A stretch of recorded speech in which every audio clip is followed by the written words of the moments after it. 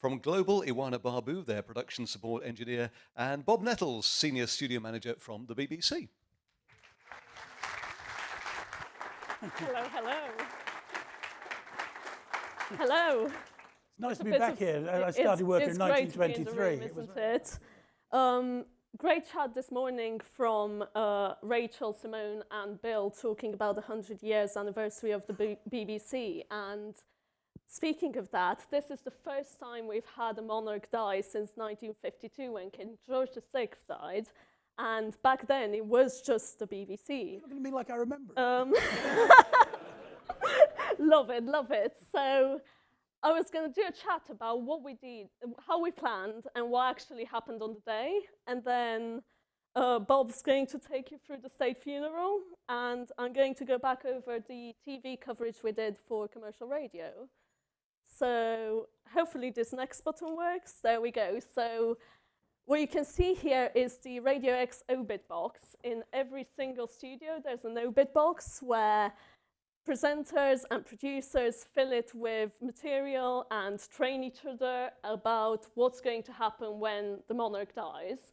In there, you find things like what to play, what kind of music to play, a special playlist. We've got packages that we can play. The example down the bottom there is for what we've prepared in Visions. So, for example, the last time that was updated was July 2022. So it sounds morbid, but it's something that we update all the time. It states procedures such as with our music brands, they all collapse into the main stations, so the sub-brands.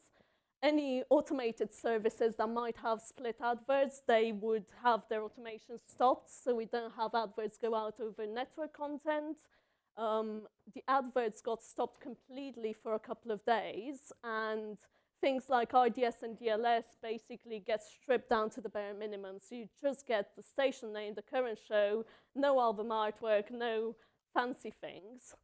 And then on the 8th of September, we'd all prepared for this our entire career. On the 8th of September, I get this message from the head of video at work.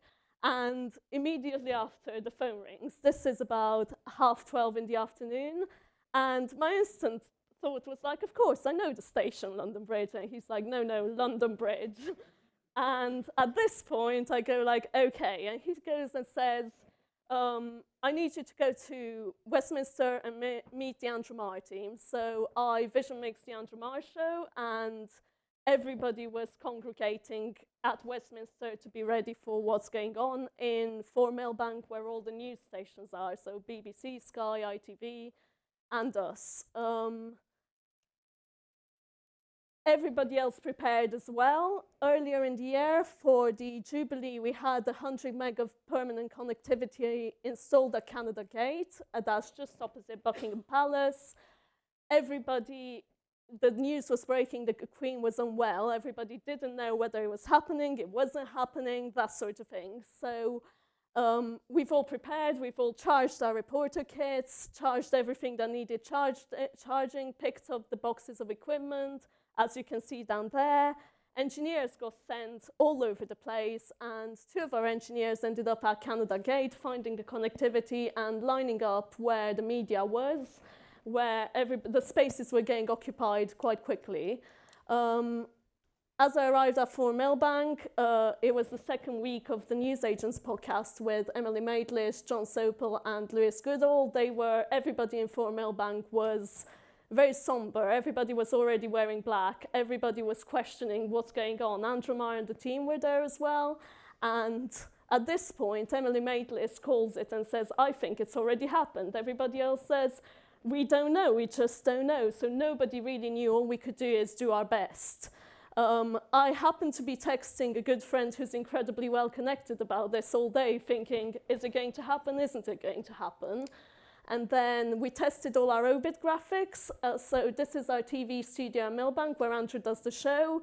This is what it would look like on a normal day. And this is the sort of thing that would happen in the event of an obit, where the graphics change, the lighting changes, the augmented reality graphics change, and we're ready to do a show that's a much darker tone. Everybody's wearing black, everybody's playing music that's appropriate to the event should anything happen. Of course, we didn't know whether anything was going to happen, so Andrew got asked to pre-record some stuff. Good evening to you. As we're sitting here, the news from Balmoral in Scotland is cloudy, but it's dark. Members of the royal family are gathering, and expressions of goodwill are coming in from every part of the political spectrum and almost everywhere else as well. If you are the kind of person who prays, then frankly, this might be a good moment. So, of course, in the afternoon, the production teams were having a meeting, and I get this text message from my friend, who is incredibly well connected. I ask him what his sources are, and he's telling me that it's definitely happening. It's a Cobra source, it's a member of Princess Diana's family. The moment this happened, I was in a taxi with Andrew Marr, his main producer and his makeup artists. The production teams had made a decision that because this could possibly happen today, we should all be at Leicester Square, our main broadcasting centre. So we'd flagged down a taxi, went to Leicester Square, and this is the text I got as I was sat in between Andrew and his producer. So I showed this to his producer, and then Andrew asked me to read it out loud, and everybody just had a moment of silence, at which point Andrew just said, "We're actually doing this, aren't we?" And we're all feeling like we're busking it, even though we've prepared for this our entire career. So in Leicester Square, this is our main control room for LBC. We've got everyone in ready to do a show. At 6 p.m, Andrew Marr is going live on air. We've not had the announcement yet. We don't know at what point it's official. As the text said, it's like not for public distribution.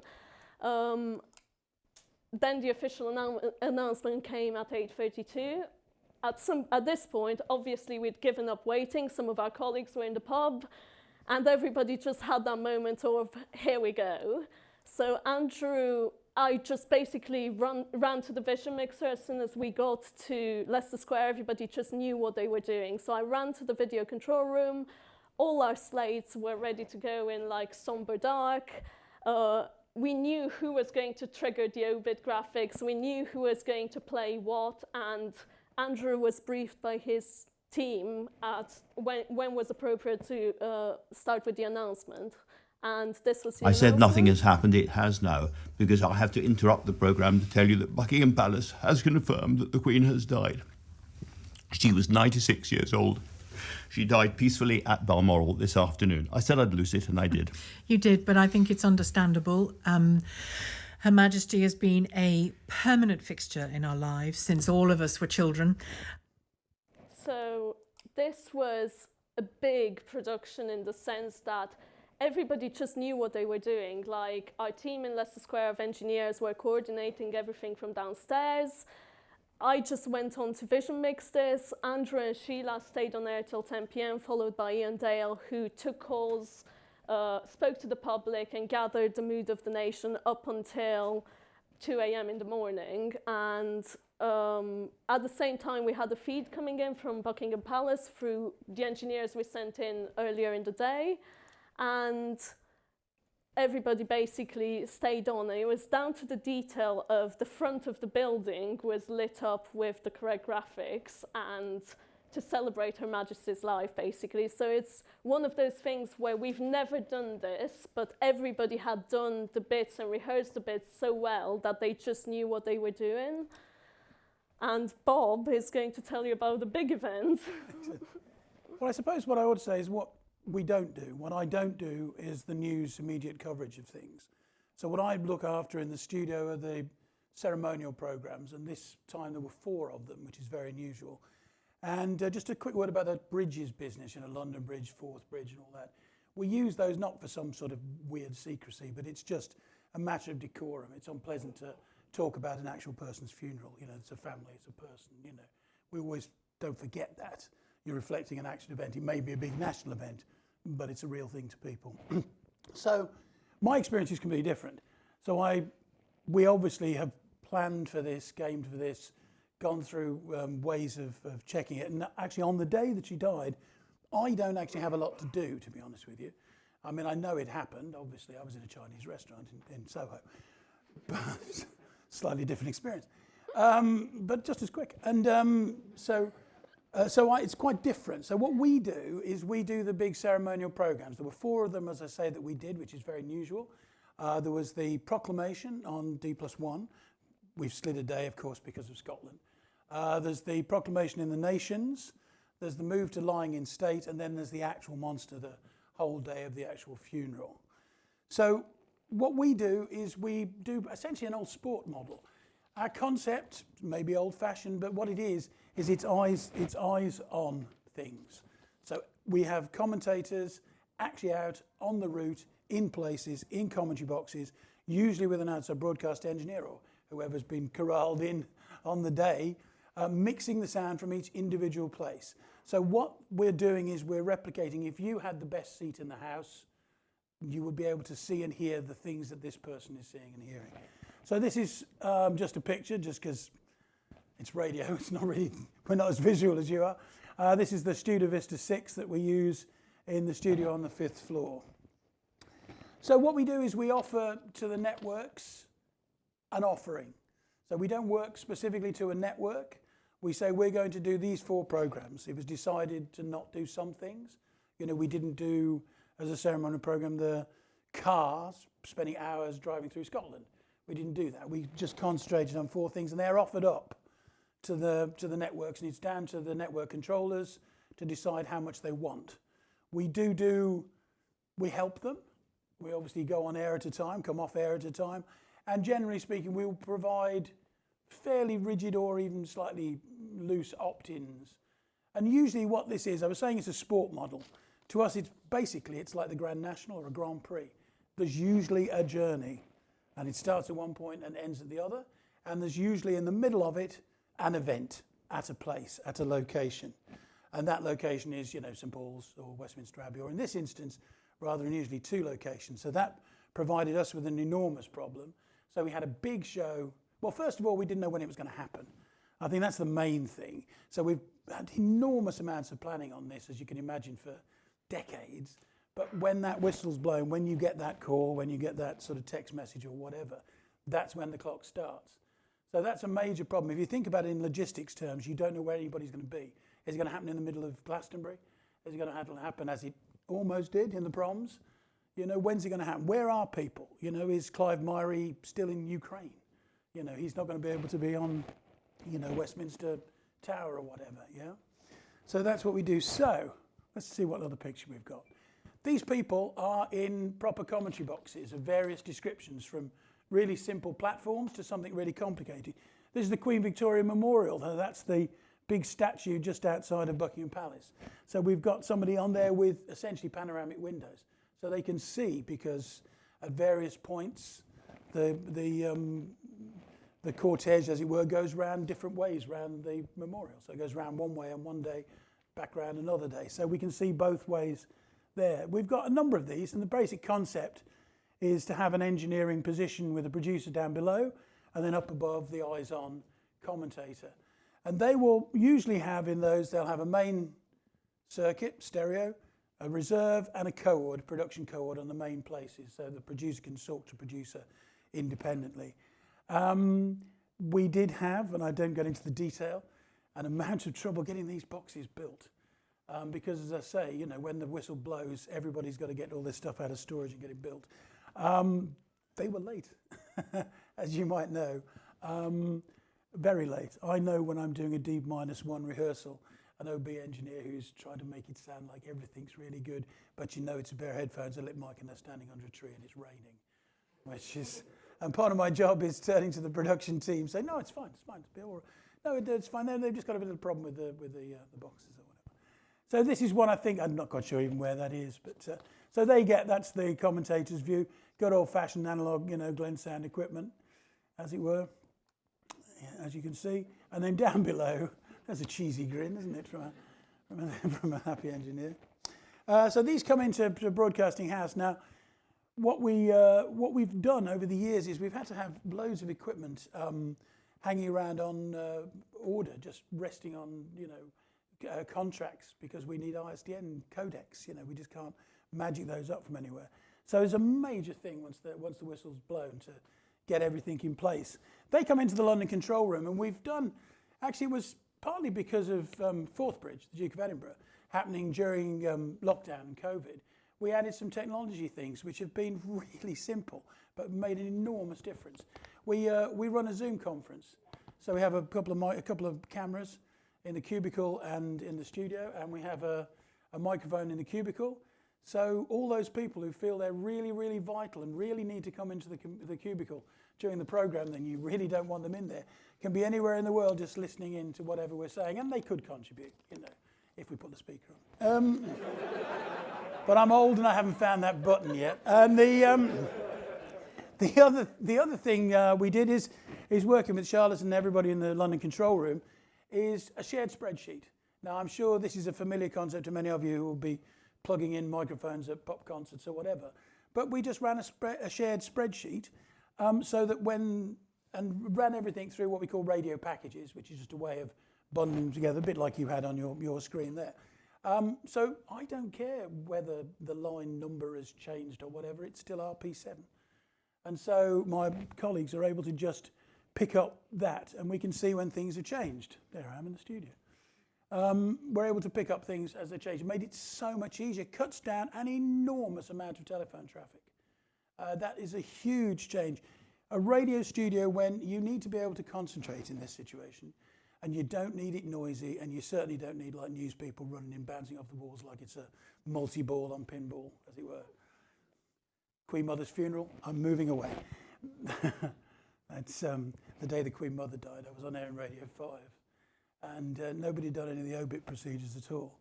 And I remember the way we got on air, somebody came in from the sports room with a brown manila old BBC envelope, says, "This says Queen Mother's obit. It might be it." My colleague, I swear to God this is true, this is not for publication. A friend of mine put the mini disc in the mini disc player, listened to it, turned around and said, "This sounds like it might be the one." So that's how it got on air. And then 5, maybe 10 minutes later, we were in stage 6 at Television Centre, into stage 4. I don't know whether you know that, the walk from the main road. We heard the rumble of wildebeest on the veldt.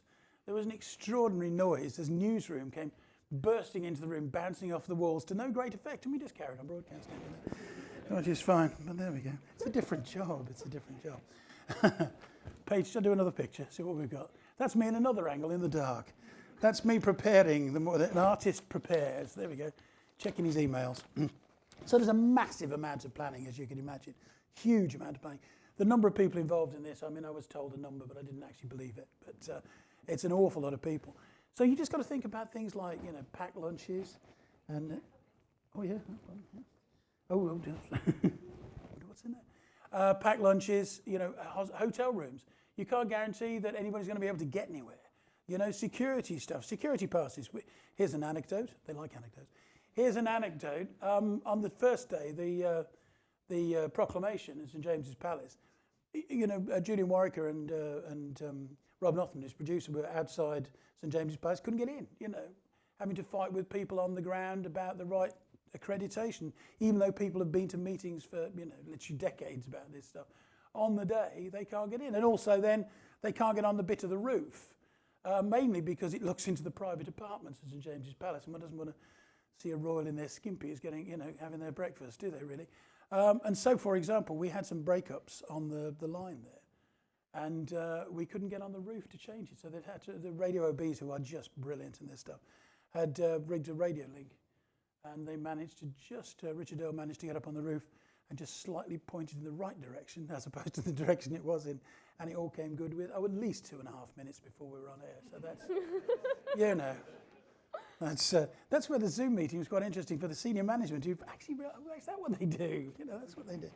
But there's an enormous amount of planning needs to go on. How much have I got? I've got a minute left, have I? Yeah. No, you've got like I'll keep 5. going. Yeah. Oh, I've got 5. Oh, crikey, I haven't got that much. There's an enormous amount of planning going, and you realise the enormous. I knew, but you know what I mean. I realised, for the purpose of a talk. I realised the size of this thing at breakfast on the actual day of the funeral because seemingly most of the BBC engineering were in the Hard Rock Hotel. It's not as good as it sounds. Was in the Hard Rock Hotel having a special breakfast because they put the buffet breakfast on early. And you sit there, and the one thing it has to be said about the BBC that they literally, for this event and for these type of events, if you're producing or editing this, you have an absolute smorgasbord of talent to go to. I mean, literally, you just want a name, you pick the name. And you sit there at breakfast and you think, oh yeah, you know, I'm sort of, but there are people that have to fit all the networks. So Ken Bruce is sitting next to me at the next table, you know, but equally true, you know, John Murray or something's there from Five Live Football or what, you know. And so the one thing that is true about these events is the BBC picks people from all over, you know, all over the network. So, you know, it's a tick box exercise, I guess, you know, but you've got somebody from Radio 1, you've got somebody from Radio 2, you've got somebody from all the various networks and things, which is always something to think about. So you probably want to know is what the hell do you do? Shall I see what's the next picture? Judy Warwick there. Don't forget we also have people in the studio, so it's not just outside broadcast. So this is Julian anchoring a couple of the programs. He was all over the place. He was in various places. Here's the nation's proclamation. So there are points where you have to fill in.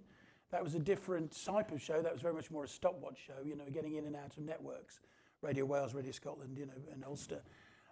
So we had people in the studio there. It's Peter Mandelson, I can't remember the other chap, but we had George Osborne on the phone or whatever, on Zoom. So we have a studio element as well. So this is the 5th floor studio. Lots of television screens everywhere. Probably not as many as you'd think. That's you can muse on that. I was saying about the names and things.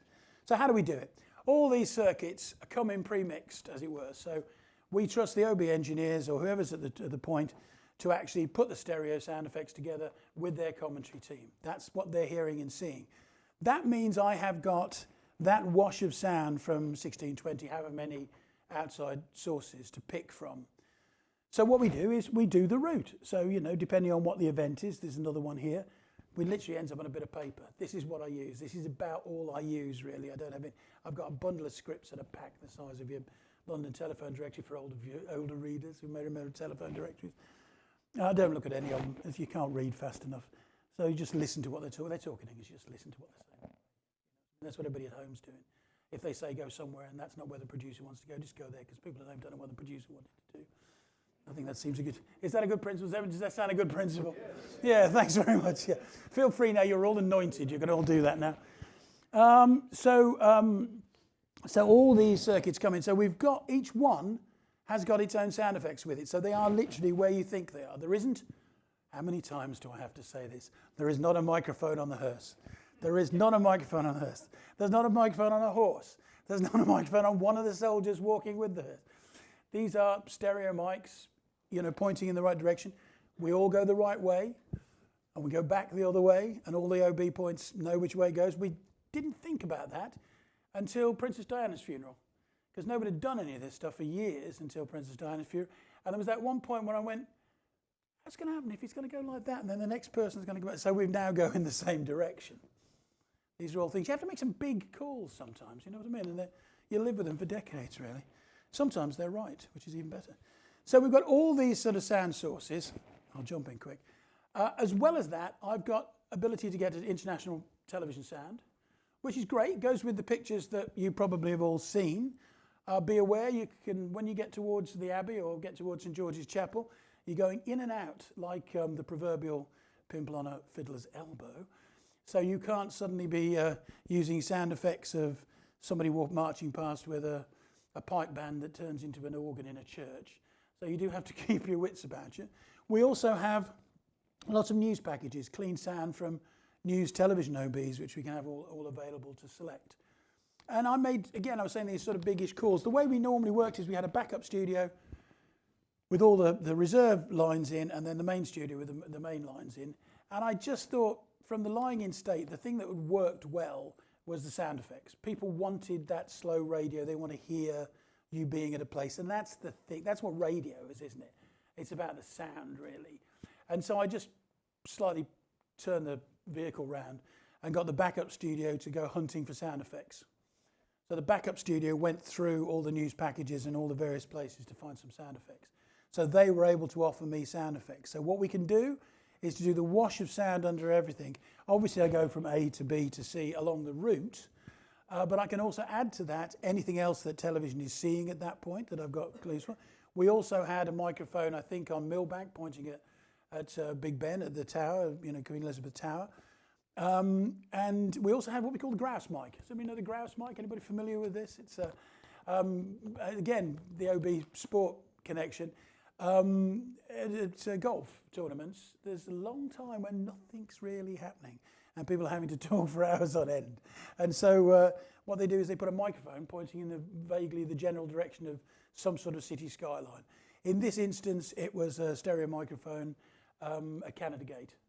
So when you run out of things to use, you can just dust that across. So you just get a complete wash of sound. Now it's a bit of a high wire act. You're going to say, how do you keep the synchronism between all the various things? You don't. You just hope for the best. Thank goodness for drones on bagpipes. That's all I can say. That's a lovely mix. And actually, to some extent, you know, when you move from... Did anybody ever say that before? Thank goodness for drones. Mark it down, put it down, 28th of November. You're moving from place to place, so that's fine. It doesn't matter if it moves. You know, you prefigure that as a listener. You hear, oh, we're moving on now. We're going somewhere else. And actually, Graham McMillan, the producer, was really good at this. He did a lot more directing, so I was much more confident knowing where I was going to go. It was a lot of work on him, and I'm sure he didn't realise how much. But what it means is I can do a wash of sound, and that's the thing I think that is the takeaway from this. I think that's what people notice, is the fact that it told the event in sound as much as in extremely cleverly produced and edited content, which is, I mean, you can't believe how much information goes out now. Again, with technology, the packs, the sending out of things on the internet. So and there we are. That's me with the Studio Vista 6 in the studio. And there you go. That's how it works. Duncan Hannant taking all the lines in from control room. Myself on the front. There's normally somebody that's slightly different sitting in the chair on my right, which is, he normally works on Test Match Special. Henry, and you probably know Henry Moran, do you, from anybody listen to Test Match or cricket on the radio, you know. He's sitting over there. Graham McMillan sitting basically where that computer is and an editor floating about. And that's sort of it. Back to yourself, Thank please. you so much. There's more, honestly. What an pages absolute more. legend. Rob could talk for days about this, I bet. Like, and honestly, has done. it's Yeah. hours and hours. Yeah. Usually after about day 3, they call in the UN. I'm just going to go through the TV coverage we did for the state funeral as well. If I'm being completely honest, we hadn't planned to do this at all, but here we were doing a TV coverage of it. We had to secure the locations, and because the BBC had everything on lockdown, we had to kind of act fast and find the remaining locations, as it were. So we've kind of used Google Maps to go through all the different locations and find where we could go. The events team have quickly secured a meeting with the Westminster Central Hall that kind of gave us the opportunity to hire this flat roof that's more like a balcony flat roof situation. It gave us a good view of right at the front of Westminster Abbey, and this was one of the locations we used. We obviously had to build in some kind of infrastructure to get people on the roof safely as opposed to a rickety ladder. As you can see, we're going through a window somewhere. We then had to install these rails for safety so people wouldn't like fall off the roof, and that gave us those views here of Westminster Abbey, the front door, and we used 2 cameras on that and then one setup for the main presenter who was doing the link up from Westminster Abbey, as it were. There's Alex. He is in the audience here if you want to ask any questions. He is a very talented broadcast infrastructure specialist. And we've installed these video links or linked up with LiveView, which is the de facto bit of kit to get video back and forth from locations. It takes like a maximum of 8 SIM cards and basically gets the video back to our server in Leicester Square. This is our roof at Leicester Square on top of the A floor. It gave us this beautiful view all across London, across the Trafalgar Square, down Whitehall, past the Cenotaph and all the way to Westminster Abbey. Conveniently, we had the Rex room on that floor, and this dirty window gives us that view where we could place a camera. Now, we took this roof and Extreme Productions built a set for us in absolutely no time at all, and this is credit to our head of broadcast engineering and London broadcast projects, John, who's also in the audience if you want to ask him questions, John Crew. This wasn't John's first rodeo, so he was able to get this out fairly quick. Extreme Productions build sets for us quite often. And this was our main Leicester Square locations with Andromar on top of the roof, broadcasting over the coverage. Over here was another one of our locations. This is College Green. We broadcast from here on big news days. It's just outside the Houses of Parliament. And we've got a fibre connection straight to our studio in Fort Millbank, about 200 metres away from that. We had a setup there with Burley for shout out to RCS, for the newsreaders who came in at 4 a.m. and did the bulletins on all our music brands and all our brands live from just behind Westminster Abbey all day. Here is our Windsor Castle location. We actually had a deal in place with a recruitment agency, which meant they gave us wired internet, a big find, because obviously cellular data wasn't going to work on this event. And once again, we shipped the video back and forth with live view devices. I believe because of the way the recruitment agency was placed in the building on the corner, we could stick a camera out the window and get these beautiful views of what's going on outside the palace. We had to take our building apart in order to make this happen. We just about had enough space to plug it all in on the router, same with the video router. This is Alex. He is modeling those live views I spoke to you about. We only had 4 inputs to pick up the live view connections. We could have done with more, but obviously all our reporters are using company iPhones with the live view app. We picked up Bob's feed as well for the actual main funeral bit. And we used Discord, the communications app for gamers, to run our comms for the video team because it integrated really well with our actual RTS talkback in the studio. So whoever was vision mixing, Will, who was vision mixing, up there in our video control room could basically speak straight to everyone on every single site instantly. This is Martin Stanford doing a commentary for our radio brands during the actual funeral where we were taking your feed. And that's the multi-view we generated in the video router for our team in Leicester Square to basically monitor everything going on. Reporters sending their own videos with live view off their phones from these 15 locations across the UK. And we've managed to basically fill in the gaps where we couldn't really display the images the BBC were playing with beauty shots and so on. And thank you, Bob, for your audio. Yes. I think we're there. Yeah.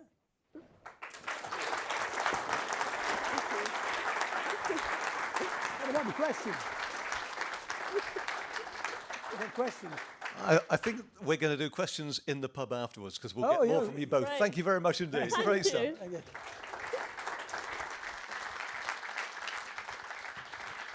I want to hear Bob's red button commentary. That's the one I'll be tuned to. Ioana, thank you very much indeed. I mean, just an illustration of how brilliantly commercial radio is doing those things now.